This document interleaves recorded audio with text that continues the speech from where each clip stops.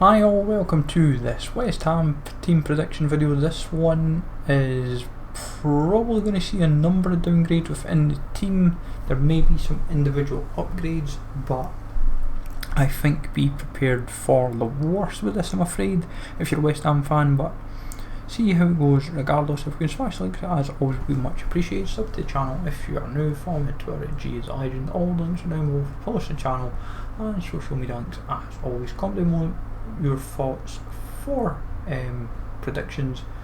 Who do you think from a West Ham view deserves an upgrade, who deserves an downgrade, and who deserves to stay the same, and all that kind of good stuff. But West Ham's a bit of a tricky one because they're just enough to stay up, and a number of the cards in general I feel don't really deserve to kind of stay as they are, but we'll try hardest with this.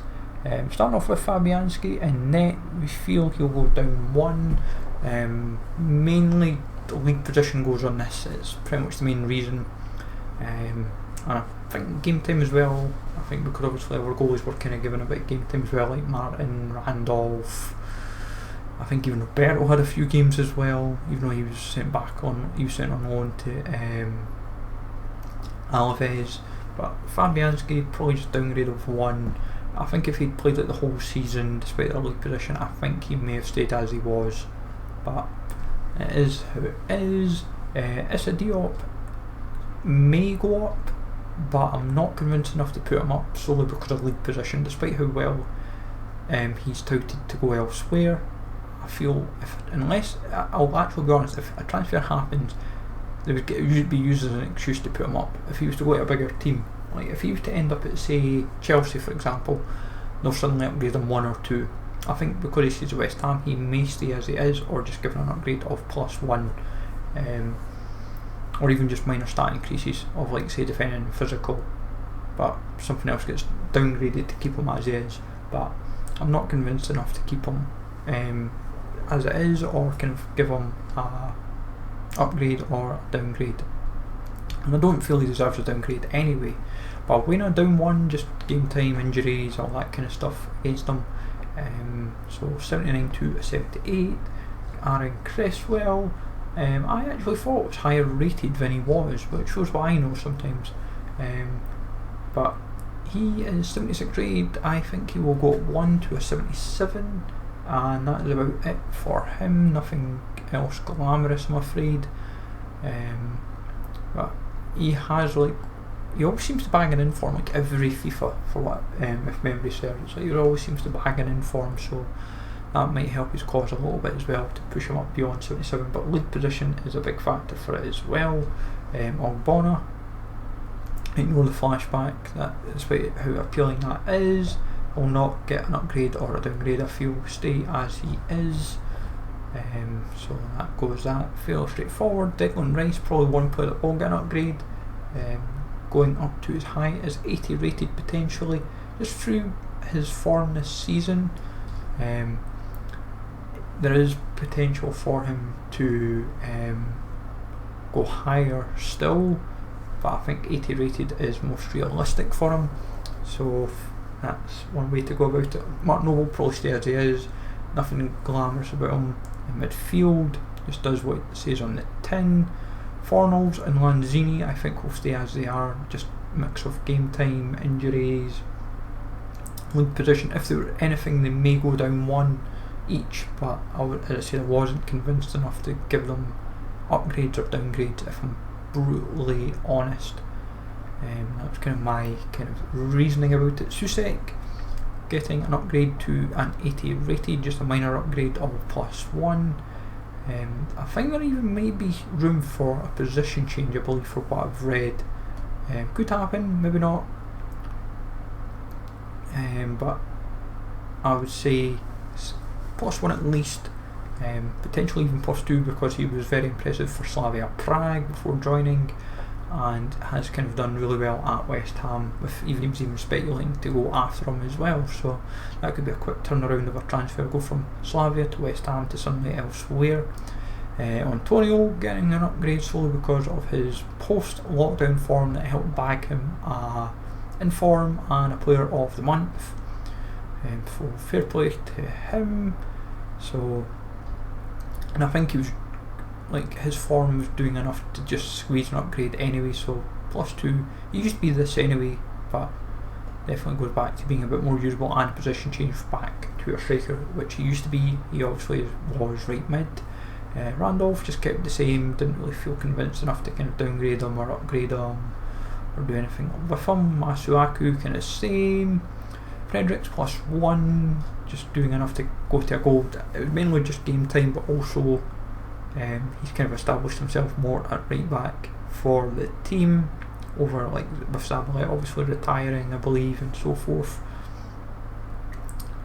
Wilshere probably will just continue to keep getting downgrades due to like lack of game time, injuries, all that kind of stuff. He was 79 rated, we've put him down 2 more to 77. Is what it is, I'm afraid, can't be helped. Haller came in with a lot of hype, £45 million, done absolutely nothing. He's only got about 5 or 6 goals, 83 rated. He is in FIFA 20. We are downgrading him off 2. If they decide to change it about, they may only go -1 on him, despite the amount of goals he scored. But I think when you're coming in with a big transfer and it's not quite clicked, that sometimes happens.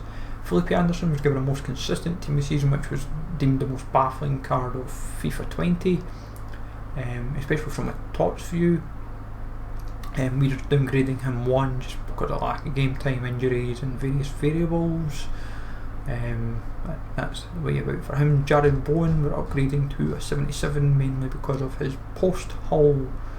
When he was at Hull before he joined West Ham, he was when he was at Hull before he joined West Ham, even get the word right, he was very impressive, and obviously forced to transfer for like, what was it, £20 million or whatever. And well, yes, he's not been the most, it's not quite lit on fire yet for Hull, West Ham days. He still deserves an upgrade, I feel, regardless. I was surprised he didn't actually get a winter upgrade. I think that was just, I think the upgrade system with them changing it hampered him sadly, because maybe he was due like +2 if he had been. Yarmolenko and Snodgrass just kept as they are, just a mix of game time, injuries and other variables. Yarmolenko could easily go down 1, but it depends how they go about it. Players if it's still in at this point, I know Ajeti is now at Celtic for like, what was it, £5 million.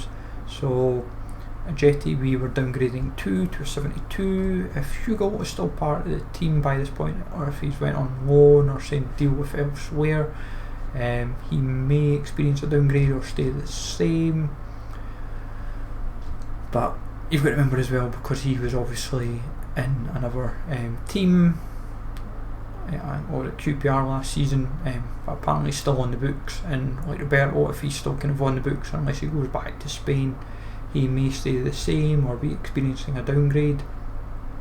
And then from like the youngsters and other players within the team like Martin, any of the other like any other youngsters that's like within the team, if they are still part of the club, then most of the bronzes will probably stay as they are, because they've not really been getting much game time within, so you're kind of working with what you got. And I'm not sure if Winston Reid's not obviously, I believe, part of the team anymore. He's now in the MLS permanent as well, I think. So looking at this from a League SBC view, should be fairly straightforward to kind of put together.